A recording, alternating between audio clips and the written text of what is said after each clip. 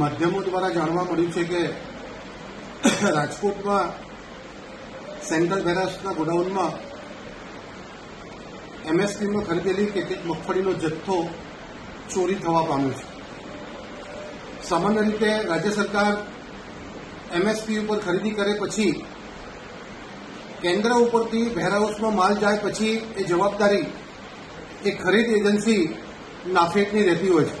સમગ્ર દેશમાં નાફેડ દ્વારા એમએસપી ઉપર ખરીદી થાય છે અને સેન્ટ્રલ વેરહાઉસના ગોડાઉનોમાં એની જાળવણી કરવામાં આવે છે અને એની સંપૂર્ણ જવાબદારી એ નાફેડની રહેતી હોય છે. પ્રાપ્ત માહિતી પ્રમાણે ગોડાઉનમાં ડિસેમ્બર મહિનાના કેટલાક જથ્થામાં અનિયમિતતાઓ માલુમ પડી છે. વેરહાઉસ કોર્પોરેશનના કર્મચારીએ રાજકોટ પોલીસને એની ફરિયાદ કરી છે.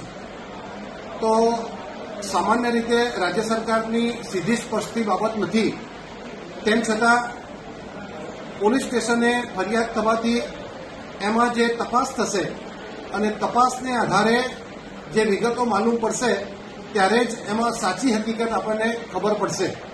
પરંતુ રાજ્ય સરકારનો આભાર એટલા માટે માનું છું કે પાછલા વર્ષમાં જેમણે આક્ષેપો કર્યા છે એ લોકોના સમયમાં પાકતી પણ નહોતી એટલી મગફળી રાજ્ય સરકારે ચાલુ સાલે એમએસપી ઉપર ખરીદી કરી છે.